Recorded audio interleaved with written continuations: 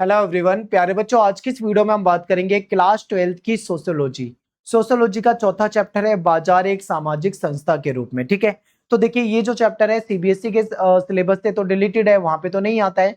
लेकिन जो state board होते हैं, ठीक है, उन स्टेट बोर्ड में यूपी हो गया, बिहार हो गया, या फिर जो अदर स्टेट बोर्ड है वहां पे ये चैप्टर पूछा जाता है। तो इसीलिए मैं इसको करा रहा हूँ, क्योंकि मैं सभी बोर्ड को ध्यान में रख के वीडियो बनाता हूँ। तो आपके लिए काम आएगा, एनसीईआरटी में से कराऊंगा। ठीक है, बहुत आसान भाषा में आपको समझाऊंगा, तो बहुत ध्यान से आपको देखना है। और ये जो आपका चैप्टर है सांस्कृतिक विविधता वाला, ये मैंने ऑलरेडी अपलोड कर दिया। अगर आपने नहीं देखा है तो आप उसको जाकर देख सकते हो। ठीक है, तो ये जितने आपको यहाँ पे वीडियो दिख रही है, ये सारी की सारी वीडियो ऑलरेडी आ रखी है हमारे चैनल पे। तो प्ले लिस्ट में आपको जाना है और जाकर वहां पे आप इसको आराम से देख सकते हो। ठीक है, बीए की जब आप पढ़ाई करोगे, यानी जब आप 12th पास हो जाओगे तो आप बीए में चले जाओगे। तो बीए के लिए आपको हमारे इस चैनल पे आना पड़ेगा, एकलव्य स्नातक। यहाँ पे क्या है, आपको बीए की वीडियो जो है मैं यहाँ पे बनाता हूँ, तो आप यहाँ से बीए की वीडियो को देख सकते हो। लेकिन जब आपकी बीए हो जाएगी, आप एमए में आओगे, तो एमए में भी आपको हमारे इस चैनल पे जाना है। और यहाँ पे मैं आपकी एमए की वीडियो बनाता हूँ, तो आपको वहां पे एमए की वीडियो भी हमारे चैनल पे मिल जाएगी। सिलेबस एक बार ध्यान से देख लीजिए, ये सारे चैप्टर हैं। सीबीएसई में कुछ चैप्टर डिलीटेड है। ठीक है, तो ये चैप्टर जो है सीबीएसई में डिलीटेड है, लेकिन अदर स्टेट बोर्ड में होता है, तो इसलिए मैं आपको ये चैप्टर कराने वाला हूँ। टॉपिक है हमारा समाजशास्त्र के अनुसार बाजार क्या है। यानी जो बाजार होता है ना, वो समाजशास्त्र के नजरिए से क्या है, हमारे नजरिए से बताते हैं। देखो, जैसे मान लो मेरा क्या नजरिया होगा, मैं बाजार को क्या समझूंगा, मैं बाजार को एक ऐसा स्थान समझूंगा जहां पे कुछ लोग आते हैं अपनी वस्तु को बेचने के लिए, तो कुछ लोग आते हैं यहाँ पे वस्तुओं को खरीदने के लिए, और कुछ लोग तो खाली घूमने के लिए आते हैं, बाजार देखने के लिए आते हैं। तो अलग अलग तरीके से लोगों का पर्पस हो सकता है बाजार में जाने का। लेकिन समाजशास्त्र भी क्या इसको इसी तरीके से देखता है? तो नहीं, समाजशास्त्र का नजरिया जो है बाजार को लेके वो अलग है। तो देखिए, समाजशास्त्र के अनुसार अगर हम देखें तो बाजार जो है केवल खरीद बिक्री का स्थान नहीं है। यानी यहाँ पे केवल खरीद बिक्री नहीं होती, बल्कि ये एक सामाजिक संस्था है। ठीक है, यानी समाजशास्त्र क्या कहता है कि जो बाजार होता है वो एक सामाजिक संस्था होती है। यहाँ आर्थिक गतिविधियों के साथ साथ सामाजिक संबंध, संस्कृति और परंपराएं भी विकसित होती है। यानी कि यहाँ पे क्या होता है, आर्थिक गतिविधियां तो होती हैं, आर्थिक गतिविधियों के साथ साथ यहाँ पे सामाजिक संबंध भी बनते हैं, लोगों के सामाजिक संबंध मजबूत भी होते हैं, संस्कृति भी साझा होती है, क्योंकि अलग अलग कल्चर के लोग आपको बाजार में वस्तु बेचते हुए, अलग अलग कल्चर के लोग आपको बाजार में वस्तु खरीदते हुए मिलते हैं, उनके साथ हमारा संपर्क होता है, हमारे उनसे संबंध अच्छे बनते हैं। ठीक है, वो हमारी दोस्ती होती है। तो ये चीजें आपको यहाँ पे देखने को मिलता है। अब समाजशास्त्र जो है वो बाजार को कैसे देखता है, तो देखिए, अर्थशास्त्र हमको ये बताता है कि बाजार कैसे काम करता है। यानी जब हम इकोनॉमिक्स पढ़ते हैं तो इकोनॉमिक्स से हमें ये पता लगता है कि बाजार का काम करने का तरीका क्या है, कैसे बाजार काम करता है। लेकिन समाजशास्त्र जो है वो ये बताता है कि बाजार जो है ना, वो समाज, संस्कृति और लोगों के संबंधों से कैसे जुड़ा हुआ है। यानी बाजार कैसे लोगों से जुड़ा हुआ है, उनके समाज से जुड़ा हुआ है, उनके संबंधों से जुड़ा हुआ है। इसलिए समाजशास्त्र में बाजार के केवल खरीद बिक्री की जगह नहीं, बल्कि इसको एक सामाजिक संस्था के रूप में देखा जाता है। ठीक है, आगे चलते हैं। एडम स्मिथ का क्या विचार है?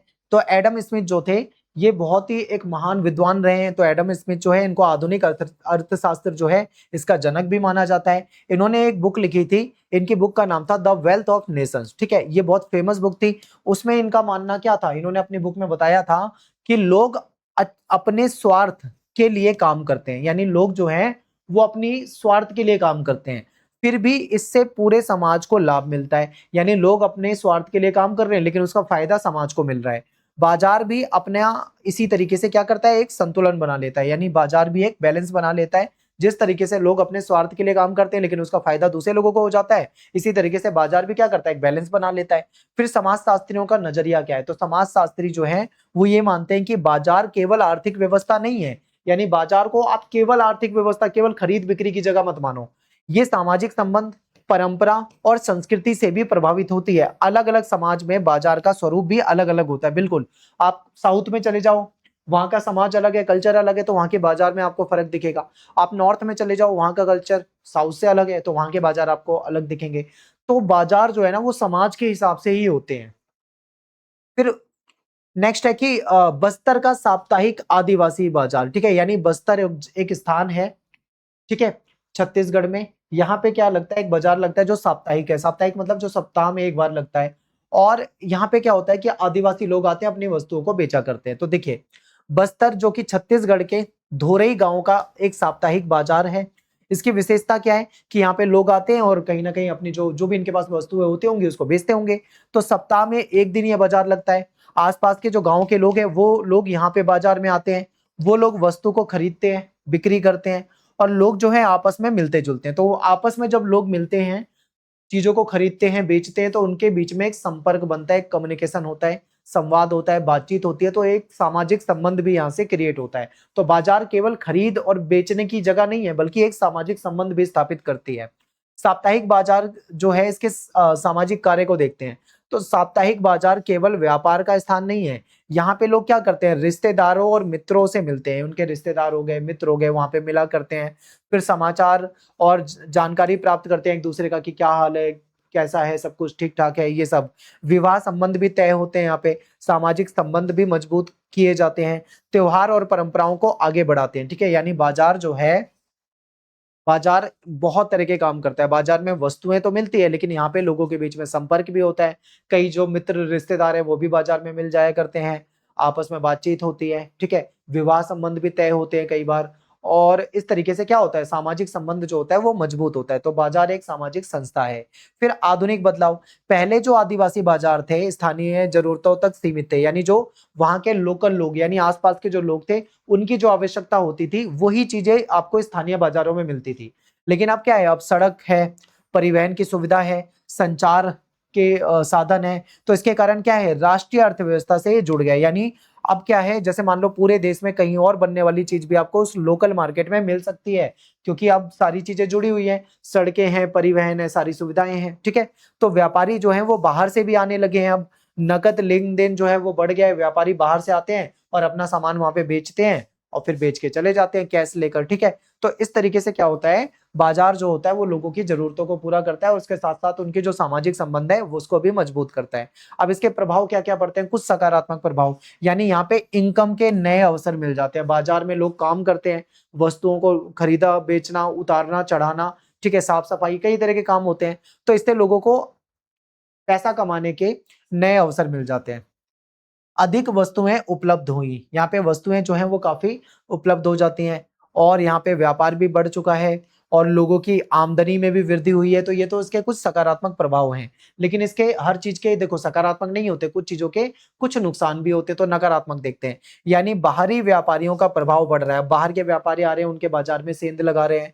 कई आदिवासियों की जमीन चली गई है। ठीक है, पारंपरिक जो उनकी जीवन शैली थी उसमें बदलाव आ चुका है, अब वो अपने तरीके से नहीं रह पाते हैं, और स्थानीय अर्थव्यवस्था को भी ये प्रभावित कर रहे हैं। तो इसकी वजह से भी कई बार इनको नुकसान उठाना पड़ता है। अब बात करते हैं पूर्व औपनिवेशिक, ठीक है, और उपनिवेशिक भारत में जाति आधारित बाजार और व्यापारिक तंत्र। तो पूर्व औपनिवेशिक भारत में बात करें तो जाति आधारित बाजार होता था, पूरा एक व्यापारिक तंत्र था। जैसे बनिया जो होते हैं वो वैश्य हैं, यानी व्यापारी साहूकार होते थे। सुनार जो थे वो सोने का काम करते थे। ठीक है, फिर जो जुलाहा वगैरह होते थे वो कपड़ा बुनने का काम करते थे। कुम्हार जो थे वो मिट्टी के बर्तन का काम करते थे। लोहार जो थे वो औजार बनाने का काम करते थे। नाई, धोबी, तेली, कहार, इन सब के अपने अलग अलग काम होते थे। तो उपनिवेशिक भारत में, यानी जब हमारा देश गुलाम था उस समय में जाति आधारित बाजार और व्यापारिक तंत्र विकसित हुआ। तो यहाँ पे बनिया, ठीक है, बनिया जो है वो आपको मारवाड़ी, गुजराती, व्यापारी, निर्यातक, साहूकार के रूप में दिखेंगे। पारसी, जैन, वैश्य जो है ये आपको उद्यमी या फिर एजेंट या बिचौलियों के रूप में दिखेंगे। अंग्रेज एजेंट जो है ये कंपनी के अधिकारी होते थे, व्यापार और नीतियों को कंट्रोल करते थे। ठीक है, दलित जो समुदाय था वो शोषण होता था उसका, बेरोजगारी थी। कारीगर जातियों का यहाँ पे क्या हो रहा था, समय समय पे पतन होता जा रहा था। जुलाहा जो था वो हस्तकरघा उद्योग भी अंग्रेजों के समय में प्रभावित हुआ था। तो अंग्रेजों के समय में देखें तो बाजार जाति आधारित थे, वहां पे जिनकी जो जाति होती थी वो उस तरीके के काम वहां पे किया करते थे। पूर्व औपनिवेशिक भारत की अर्थव्यवस्था को समझते हैं। तो भारतीय अर्थव्यवस्था मुख्यतः गांवों पे आधारित होती थी। अधिकांश जो गांव थे वो आवश्यक वस्तुओं स्वयं ही बना लेते थे, क्योंकि गांव में लोग खेती करते थे, खेती से उनको अनाज मिल जाता था। पशु पालते थे, पशुओं से उनको दूध मिल जाता था। ठीक है, तो इस तरीके से तो वो अपनी जरूरत पूरी कर लेते थे। फिर व्यापार और विनिमय, जो हुआ इससे स्थानीय ये भी क्या होता था, स्थानीय स्तर पे होता था, लोकल लेवल पे ही लोग चीजों को खरीद बेच लेते थे और व्यापार हो जाता था, या एक्सचेंज कर लेते थे, मतलब एक वस्तु के बदले दूसरी वस्तु ले लेना, इस तरीके से। और अलग अलग जो जातियां थी वो अपने पारंपरिक व्यवसाय करती थी, उनके क्या होते थे, खुद के पारंपरिक व्यवसाय होते थे, अलग अलग जातियां उस काम को करती थी। फिर जाति और व्यापार का संबंध, तो कई व्यापारिक कार्य जो है वो विशिष्ट जाति द्वारा किए जाते थे, यानी बहुत सारे व्यापारिक कार्य थे जो किसी विशिष्ट जाति के द्वारा किए जाते थे। व्यापार जो है केवल लाभ कमाने का माध्यम नहीं था, बल्कि सामाजिक संबंधों और विश्वास पे आधारित था। यानी व्यापार क्या था, केवल लाभ कमाने का माध्यम नहीं है, यहाँ पे सामाजिक संबंध स्थापित होते हैं, एक दूसरे पे विश्वास जताया जाता है, ठीक है। व्यापारी समुदाय जो है वो पीढ़ी दर पीढ़ी व्यापार करते हैं और लोगों का उनसे क्या होता है, एक बॉन्ड बना होता है, एक रिश्ता बना होता है। उदाहरण के लिए जैसे बनिया हो गए, मारवाड़ी हो गए, चेटियार हो गए, ये सब क्या है, ये व्यापारी समुदाय हैं जो पीढ़ियों से क्या करते आ रहे हैं, व्यापार करते आ रहे हैं। फिर उपनिवेशवाद, यानी जब अंग्रेजों का शासन आया तो उसका क्या प्रभाव पड़ा, तो अंग्रेजों ने क्या करा, भारतीय अर्थव्यवस्था में कुछ चेंजेस करे। अब कृषि का इन्होंने व्यवसायीकरण कर दिया, यानी पहले कृषि खेती जो होती थी वो अपने परिवार के भरण पोषण के लिए होती थी, यानी किसान वो फसलों को उगाते थे जिसको वो खाया करते थे, गेहूं हो गया, चावल हो गया, या सब्जियां हो गई, ठीक है। अब अंग्रेज आ गए, उन्होंने कृषि को व्यवसायीकरण कर दिया, यानी खेती करो लेकिन पैसा कमाने के नजरिए से। तो नकद लेन देन, नगद जो लेन देन है इसका विस्तार हो गया था। भारत जो था विश्व बाजार से जुड़ गया था। पारंपरिक व्यापार व्यवस्था जो थी वो धीरे धीरे कमजोर होने लगी थी और नई चीजों को उगाया जाने लगा था। आपने नील की खेती पढ़ा होगा, चाय की खेती पढ़ा होगा, ठीक है। बहुत सारी रोपण कृषि जो है वो इनके द्वारा करवाई गई थी। तो इन्होंने क्या करा, हमारे कृषि का जो सिस्टम था उसको चेंज करा। फिर क्या पहले भारत में व्यापार नहीं था, यानी जब अंग्रेज नहीं थे तो क्या व्यापार नहीं था, तो ऐसा नहीं है, व्यापार तो भाई बहुत पहले से होता है। तो ये धारणा बिल्कुल गलत है। भारत में उपनिवेशवाद से पहले भी विकसित व्यापारिक व्यवस्था थी, यानी जब अंग्रेज नहीं थे तब भी तो हमारा व्यापार होता था। देश के विभिन्न भागों के बीच वस्तुओं का आदान प्रदान चलता था, देश के अंदर भी होता था, और भारतीय व्यापारी जो थे वो विदेशों तक भी जाते थे, वहां पे भी व्यापार करते थे। भारतीय कपड़ा, मसाले, हमारे जो अन्य वस्तुएं हैं वो पूरी दुनिया में फेमस थी, पूरी दुनिया में हमारी जो वस्तुएं थी वो बेची जाती थी, तो व्यापार हमारा पहले से होता था। फिर जाति आधारित व्यापारिक नेटवर्क, तो व्यापारी जो है वो आपसी विश्वास और रिश्तों के आधार पे व्यापार करते थे, ठीक है। उनके कहीं ना कहीं रिलेशन बन जाते थे। जैसे मान लो कोई व्यक्ति गया व्यापार करने, उधार भी दे देता था, कोई बात नहीं, चलो आप अभी खरीद लो, अभी पूरा पैसा नहीं है, थोड़ा दे दो, मैं अगली बार आऊंगा तो फिर मुझे पूरा पैसा दे देना। इस तरीके से मतलब उनके आपसी विश्वास बढ़ता था। व्यापार में परिवार और जाति का सहयोग जो था महत्वपूर्ण था। दूर दराज के क्षेत्रों में भी यही नेटवर्क जो था वो व्यापार को सफल बनाता था। तमिलनाडु के जो नाटकोई कोटई है, ठीक है, इसके बारे में समझते हैं, जो चेटियार कहलाते हैं। तो यहाँ पे देखिए ये जो नगरतर है चेटियार, ये एक व्यापारी और साहूकार जो है उनका एक समुदाय है, ठीक है। यानी एक ऐसा वर्ग है जो व्यापार करता था और ये लोग साहूकारी करते थे। फिर व्यापार विश्वास, रिश्तेदारी और जातीय नेटवर्क पे भी आधारित होता था। समुदाय के जो सदस्य होते थे एक दूसरे को लोन दिया करते थे और आर्थिक सहायता दिया करते थे, ठीक है।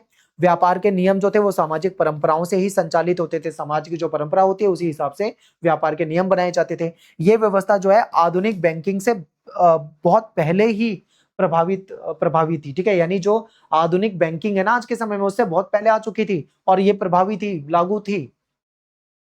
फिर ब्रिटिश शासन के बाद परिवर्तन, यानी अंग्रेजों का शासन आया तो उसमें कुछ परिवर्तन आया, यानी आधुनिक बैंकिंग प्रणाली।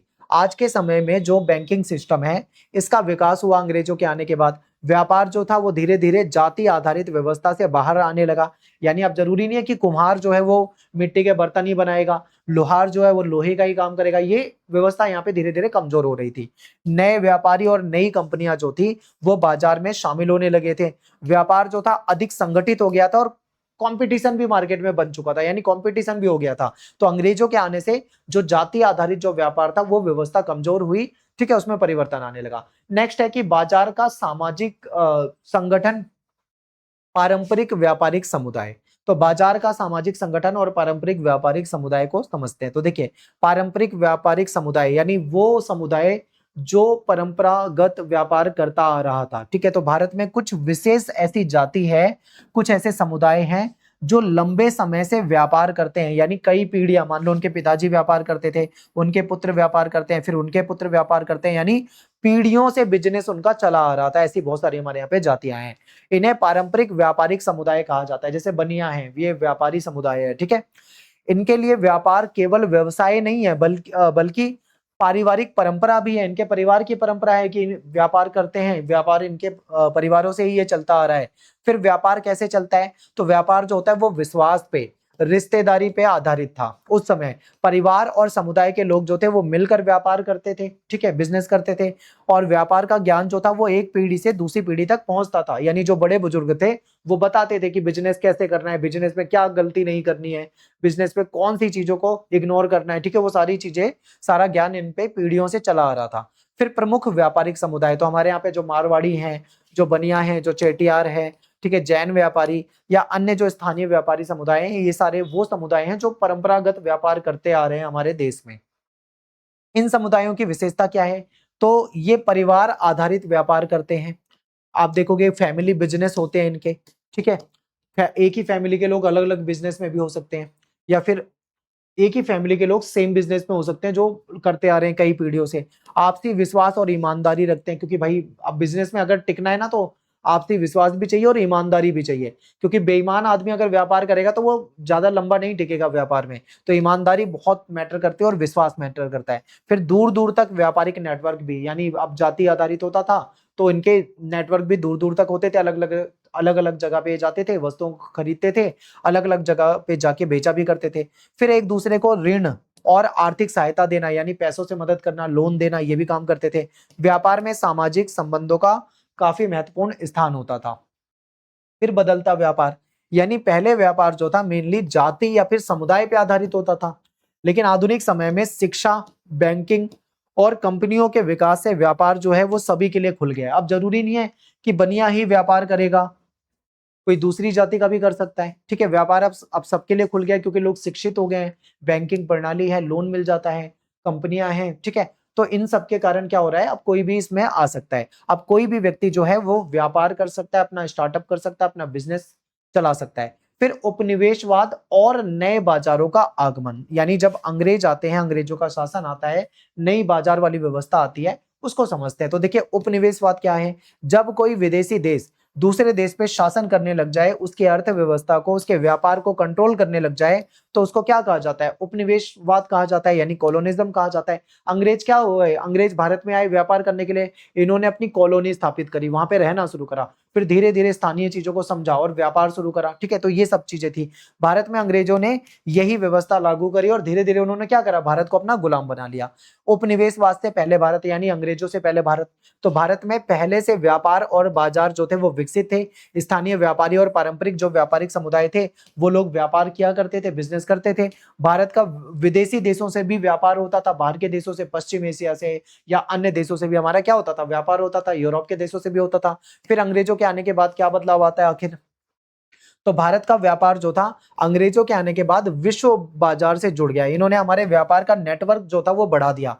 नकदी फसलों का उत्पादन किया जाने लगा, और खासकर ऐसी फसलों का जिससे ज्यादा मुनाफा कमाया जा सके, अंग्रेजों ने उन फसलों को उगवाना शुरू करा। रेलवे, सड़क और बंदरगाह का विकास किया गया। व्यापार जो था वो तेजी से बढ़ने लगा। नए बाजारों का विकास, तो बड़े शहरों में नए बाजार बने। विदेशी वस्तुएं जो थी वो भारत आने लगी थी। भारतीय वस्तुएं जो थी वो विदेश में भेजी जाने लगी थी। व्यापार का दायरा जो था वो स्थानीय से अंतर्राष्ट्रीय हो चुका था, ठीक है। यानी व्यापार अब स्थानीय लेवल से निकलकर अंतर्राष्ट्रीय लेवल पे, यानी पूरी दुनिया के लेवल पे हमारे यहाँ पे व्यापार होने लगा था नए बाजारों के विकास के कारण। पारंपरिक व्यवसायिक व्यापारिक जो समुदाय थे उस पर क्या प्रभाव पड़ा, अब जो पुराने व्यापारी समुदाय थे जो पीढ़ियों से व्यापार कर रहे थे, अब कंपटीशन का जमाना आ गया तो उनको कंपटीशन का सामना करना पड़ा। फिर आधुनिक कंपनियां और बैंक, जो बैंकिंग प्रणाली है ये विकसित हो गई थी, तो कई नए व्यापारी जो थे वो व्यापार में शामिल हो गए, जिसने उनके लिए क्या करा, कंपटीशन बढ़ा दिया। व्यापार धीरे धीरे जाति आधारित व्यवस्था से हटकर, ठीक है, आम लोगों तक पहुंचने लगा, यानी अब कोई भी जाति का व्यक्ति व्यापार कर सकता था। मारवाड़ी समुदाय इसका उदाहरण है। तो मारवाड़ी व्यापारी जो हैं ये राजस्थान से भारत के अलग अलग भागों में गए। उन्होंने कपड़ा, अनाज, बैंकिंग और उद्योगों में इन्वेस्ट किया। समय के साथ वो बड़े उद्योगपति बन गए और व्यापारी बन गए। आज भी भारत के प्रमुख व्यापारिक समुदाय में इनका नाम आता है, ठीक है। आज भी देखा जाए तो भारत में बड़े व्यापारिक समुदाय हैं, बहुत व्यापार ये करते हैं। उपनिवेशवाद के क्या प्रभाव हुए, अंग्रेजों का जो शासन आया उसका क्या प्रभाव हुआ, तो सकारात्मक देखते हैं, यानी हमारे यहाँ पे ट्रांसपोर्ट और संचार इसका विकास हुआ। उन्होंने रेलवे स्थापित की, ठीक है, सड़कें बनाई, राष्ट्रीय और अंतर्राष्ट्रीय व्यापार बढ़ा, बंदरगाहों की स्थापना की गई, नए बाजारों का विस्तार किया गया। ठीक है, नकारात्मक प्रभाव क्या पड़े? जो हमारे पारंपरिक उद्योग थे, जो हमारे चलते आ रहे थे उद्योग, वो नष्ट हो गए और विदेशी वस्तुओं की जो थी उस पर निर्भरता बढ़ गई हमारी। फिर भारतीय कुटीर उद्योग जो था, इसको भी नुकसान हुआ, हमारे खुद के कुटीर उद्योगों को। हमारे किसान जो थे, अब उनको नकदी फसल उगाने के लिए उन पे दबाव बढ़ाया जाने लगा, क्योंकि पहले तो वो अपने खाने पीने की फसलों को उगाते थे, लेकिन अब उनको बेचने के पर्पज से फसल को उगाना पड़ रहा है। हमारा जो हथकरघा उद्योग था या जो अन्य हमारे छोटे घरेलू कुटीर उद्योग होते थे, वो सब अंग्रेजों ने नष्ट कर दिए। फिर पूंजीवाद को एक सामाजिक व्यवस्था के रूप में समझना। अब समझते हैं, देखिए पूंजीवाद क्या है, जिसको कैपिटलिज्म कहा जाता है। ये एक ऐसी आर्थिक व्यवस्था है जिसमें वस्तु और सेवाओं का उत्पादन बाजार में बेचकर लाभ कमाने के लिए किया जाता है। ठीक है, यानी पूंजीवाद जो है एक ऐसी आर्थिक व्यवस्था है जिसमें वस्तु जो होती है या सर्विसेज जो होती है उसको इसलिए उत्पादन किया जाता है ताकि उसको बेचा जाए और बाजार में पैसा मुनाफा कमाया जाए। इसमें जो निजी व्यक्ति या जो निजी कंपनियां होती हैं, ठीक है, उनका उत्पादन के साधनों की वो मालिक होते हैं। यानी जो प्राइवेट लोग होते हैं, ये क्या होते हैं? उत्पादन के साधन के मालिक होते हैं। इनके उद्योग होते हैं, इनकी कंपनियां होती हैं। कार्ल मार्क्स का दृष्टिकोण, अब मार्क्स क्या कहते हैं? मार्क्स कहते हैं कि पूंजीवाद का गहराई से इन्होंने अध्ययन किया है और ये इन्होंने उसके बारे में लिखा है कि पूंजीपति जो हैं वो कारखाने और उद्योग के मालिक होते हैं। मजदूर उनको अपना श्रम बेचते हैं, यानी अपनी मेहनत करते हैं तो अपना मेहनत बेचते हैं। पूंजीपति मजदूरों को श्रम से लाभ कमाते हैं, यानी जो मजदूरों से काम करवाते हैं पूंजीपति, उससे ये प्रॉफिट बनाते हैं। इसलिए पूंजीवाद में अमीर और गरीब के बीच में असमानता बढ़ सकती है। ठीक है, और अमीर अमीर होता जाता है, गरीब गरीब होता जा रहा है। फिर वस्तुकरण क्या है? जब किसी वस्तु का या कोई सेवा या काम को बाजार में खरीदने और बेचने योग्य वस्तु बना दिया जाए तो उसको वस्तुकरण कहते हैं। यानी कोई भी चीज है, मान लो उसको बाजार में बेचने लायक बना दिया गया तो वो वस्तुकरण हो गया। जैसे आपने बोतल बंद पानी देखा होगा, यानी पानी जो है जब उसको बोतल में बंद करके पैक करके बेचा जाता है तो वो क्या हो गया? वस्तु, एक तरीके से क्या बन गया? वस्तुकरण हो गया उसका। शिक्षा हो गई, निजी अस्पताल हो गए, विवाह सेवाएं हो गई, मैरिज ब्यूरो वगैरह, कोचिंग संस्थान हो गए। ठीक है, ये क्या करते हैं? अपनी सर्विस को बेचा करते हैं। इसके बाद है उपभोक्तावाद। जब लोग अपनी जरूरत से अधिक वस्तुएं खरीदने लगते हैं तो इसे क्या कहा जाता है? उपभोक्तावाद कहा जाता है। यानी जितनी हमारी जरूरत है हम उससे भी ज्यादा वस्तु को खरीद रहे हैं। फिर विज्ञापन और ब्रांड, ये लोगों को अधिक खरीदने के लिए प्रेरित करते हैं। इतने ऐड आते हैं टेलीविजन पे कि हमारा मन करता है इस चीज को खरीद लो। फिर क्या उदाहरण देखो, नया मोबाइल जो है ये केवल फैशन के लिए खरीदना चाहिए? आप बताइए, क्या ऐसा करना चाहिए? फोन को केवल फैशन के लिए खरीदना चाहिए या फिर जो ब्रांडेड कपड़े हैं, क्या उसकी बढ़ती मांग जो है उसके पीछे यही कारण है क्योंकि फैशन के दौर है? ठीक है, तो ये इसके कुछ उदाहरण हो सकते हैं, आप मुझे कमेंट में बताइए। इसके बाद बात करते हैं विज्ञापन की भूमिका। ये जो एडवर्टाइजमेंट आप देखते हो इसकी क्या भूमिका होती है? तो विज्ञापन जो है लोगों को नई नई वस्तुएं खरीदने के लिए प्रेरित करते हैं, यानी मोटिवेट करते हैं। कंपनियां जो होते हैं अपने जो प्रोडक्ट होते हैं उसको अट्रैक्टिव, आकर्षक बनाकर लोगों के सामने प्रस्तुत करती है ताकि लोग उसके लालच में पड़ जाएं और उस चीज को खरीद लें। इसी को क्या कहा जाता है? इसी को हम उपभोक्तावाद कहते हैं। इसी की वजह से उपभोक्तावाद जो है वो बढ़ रहा है। पूंजीवाद का समाज पे क्या प्रभाव है? तो इसके कुछ सकारात्मक प्रभाव है। यानी इसकी वजह से उद्योग और व्यापार का विकास हुआ, रोजगार के नए नए अवसर लोगों को मिले, नई टेक्नोलॉजी और उत्पादन में वृद्धि आई। ठीक है, लोगों को अधिक वस्तुएं और सेवाएं आज उपलब्ध है तो वो पूंजीवाद की वजह से उपलब्ध हैं। अब इसकी कमियां क्या हैं? तो इसकी कमी ये है कि अमीर और गरीब के बीच में बहुत ज्यादा डिफरेंस आ गया। यानी जो अमीर है वो इतना ज्यादा अमीर है कि उसके पास बहुत पैसा है, और गरीब है कोई तो बहुत ज्यादा गरीब है, बेचारे के पास दो वक्त का खाना तक नहीं है। ठीक है, उपभोक्तावाद बढ़ रहा है, सामाजिक असमानता बढ़ सकती है, हर चीज को लाभ की दृष्टि से आज के समय में देखा जाने लगा है। अब बात करते हैं भूमंडलीकरण, यानी कि जो ग्लोबलाइजेशन होता है उसको देख लेते हैं एक बार। तो भूमंडलीकरण क्या है? इसको ग्लोबलाइजेशन या फिर वैश्वीकरण भी कहा जाता है। तो ये वो प्रक्रिया है जिसमें दुनिया के विभिन्न देश की अर्थव्यवस्था जो है, व्यापार, तकनीक और संस्कृति और लोग जो है एक दूसरे से जुड़ रहे हैं। ठीक है, इस वैश्वीकरण का मतलब है कि आज के समय में पूरी दुनिया जो है एक दूसरे से जुड़ रही है, चाहे व्यापार के जरिए, चाहे टेक्नोलॉजी के जरिए, चाहे संस्कृति के आदान प्रदान से, ठीक है, चाहे विचारों के आदान प्रदान से। इससे दुनिया जो है एक वैश्विक बाजार बनती जा रही है। इसी को हम वैश्वीकरण कहते हैं। भारत में जो वैश्वीकरण है, भूमंडलीकरण है, इसका क्या प्रभाव है इसको देखते हैं। तो 1991 में आर्थिक सुधार किए गए भारत में, और भारत ने भी वैश्वीकरण को अपनाया। तेजी से भारत में वैश्वीकरण बढ़ने लगा। विदेशी कंपनियां जो थी वो भारत में आने लगी, इन्वेस्ट करने लगी, उनको परमिशन मिल गई। भारत का व्यापार जो था दुनिया के अन्य देशों से बढ़ा, बाहर की वस्तुएं हमारे देश में आने लगी, हमारी वस्तुएं बाहर के देश में जाने लगी, और आयात और निर्यात जो है ये काफी तेजी से बढ़ा। तो ये असर पड़ा है वैश्वीकरण का भारत पे। अब इसके क्या प्रमुख कारण हैं? तो इसका कारण है परिवहन। आज के समय में जो परिवहन है, ठीक है, तेजी से सारी चीजें ट्रांसपोर्ट हो सकती हैं, तो इसकी वजह से वैश्वीकरण बढ़ रहा है। संचार का विकास, कम्युनिकेशन बहुत तेजी से हो रहा है, इसके कारण भी ऐसा हो पा रहा है। इंटरनेट हो गया, सूचना तकनीक हो गई, इसके विकास के कारण, इसके विस्तार के कारण भी ये सब पॉसिबल हो पाया है। अंतर्राष्ट्रीय व्यापार बढ़ रहा है, विदेशी निवेश हो रहा है, ठीक है, फॉरेन इन्वेस्टमेंट हो रहा है हमारे यहाँ पे। फिर बीपीओ, बिजनेस प्रोसेस आउटसोर्सिंग। तो बीपीओ जो है, इसमें विदेशी कंपनियां जो हैं अपना कुछ काम दूसरे देशों से करवा लेती है, आउटसोर्स कर देती है, ठीक है। भारत में कम लागत और कुशल कर्मचारियों के कारण बीपीओ जो है हमारे यहाँ पे तेजी से बढ़ रहा है, क्योंकि हमारे यहाँ पे कम पैसों में काम करने के लिए लोग काफी अवेलेबल है, और इसकी वजह से बाहर की कंपनियां आउटसोर्स कर देती है, यानी हमसे काम करवा लेती हैं। जैसे कि आपने कॉल सेंटर देखा होगा, कस्टमर सपोर्ट देखा होगा, डेटा डेटा एंट्री होगा, टेक्निकल सपोर्ट, ये सारी चीजें आपने देखी होंगी। स्थानीय से वैश्विक बाजार। तो अब स्थानीय उत्पाद, यानी जो हमारे यहाँ पे बनने वाली वस्तु है, वो विश्व बाजार में बिकने लगी है।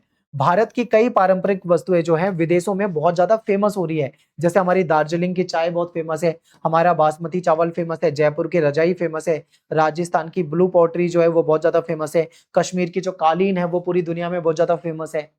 अब ये जो वैश्वीकरण है, इसके कुछ सकारात्मक प्रभाव, यानी व्यापार बढ़ा है, इन्वेस्टमेंट बढ़ी है, रोजगार के नए अवसर मिल रहे हैं, नई तकनीक का विकास हुआ इसके कारण, और भारतीय उत्पादों को वैश्विक पहचान मिली, उपभोक्ताओं को अधिक विकल्प मिल रहे हैं। तो ये सब क्या है, इसके फायदे हैं। लेकिन इसके कुछ नुकसान भी हैं। तो नुकसान क्या है कि छोटे उद्योग जो हैं बड़ी कंपनियों से प्रतिस्पर्धा इनको करनी पड़ती है, और ये काफी पीछे रह जाते हैं। स्थानीय संस्कृति जो है उस पर विदेशी संस्कृति का प्रभाव पड़ रहा है। हमारा पहनावा, हमारा रहन सहन, हम सब कुछ क्या है, बदल रहा है। हम कहीं ना कहीं पश्चिमी संस्कृति से प्रभावित है। आर्थिक असमानता बढ़ रही है, अमीर और गरीब के बीच में खाई उत्पन्न हो रही है। कुछ पारंपरिक व्यवसाय जो हैं वो अब पूरी तरीके से कमजोर हो गए हैं, या कुछ व्यवसाय तो खत्म हो गए हैं। उत्पादों पर बहस, बाजार बनाम राज्य।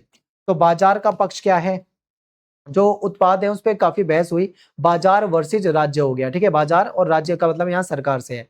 तो बाजार का पक्ष समझते हैं। तो बाजार जो है वो, उसमें प्रतियोगिता है, कंपटीशन आता है, तो उससे क्या होता है, गुणवत्ता बढ़ती है चीजों की, उपभोक्ताओं को अधिक विकल्प मिल पाते हैं, निजी कंपनियां जो है नई नई तकनीक लाती रहती है, उत्पादन और रोजगार बढ़ता रहता है। बिल्कुल सही। देखो, बाजार का ये पक्ष है, बाजार ये कहता है कि बाजार में कंपटीशन होता है, कंपटीशन होने की वजह से हर कंपनी क्या करती है, वो अच्छी क्वालिटी देने की कोशिश करती है ताकि लोग उसका प्रोडक्ट खरीदे। अब मान लो मोबाइल, 10 कंपनियां मोबाइल की बाजार में आ जाएं, तो क्या होगा, जब कंपनियां 10 हैं तो कंपटीशन बढ़ेगा। अब हर कंपनी चाहेगी कि हम कम पैसों में ज्यादा फीचर दे दें, हम ज्यादा मजबूत फोन दे दें, हम ज्यादा ऐसी चीजें दे दें जो सालों साल चले, ठीक है। इससे उपभोक्ताओं के पास क्या होगा, विकल्प बढ़ जाएंगे, इस कंपनी का नहीं लेना तो दूसरी कंपनी का ले लो, उनके पास बहुत ऑप्शन हो जाएंगे। और निजी कंपनियां और नई तकनीक लाती रहती हैं, प्राइवेट कंपनियां जो होती हैं, रोजगार वगैरह बढ़ता है। ये तो चलो बाजार का पक्ष है। राज्य का क्या पक्ष है, सरकार जो है वो कमजोर वर्गों के हितों की रक्षा करती है।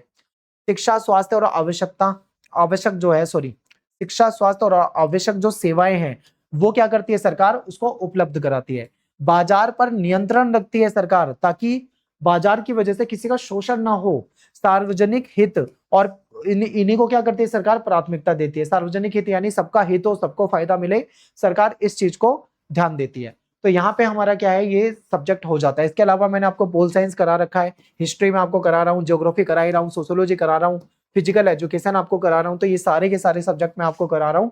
हमारे चैनल पे प्लेलिस्ट में जाके आप देखोगे तो आपको सारे सब्जेक्ट वहां पे मिल जाएंगे, ठीक है। तो वीडियो को लाइक कर दें, शेयर कर दें, कमेंट कर दें। मिलते हैं आपसे नेक्स्ट वीडियो में। Thanks for watching. जय हिंद, जय भारत।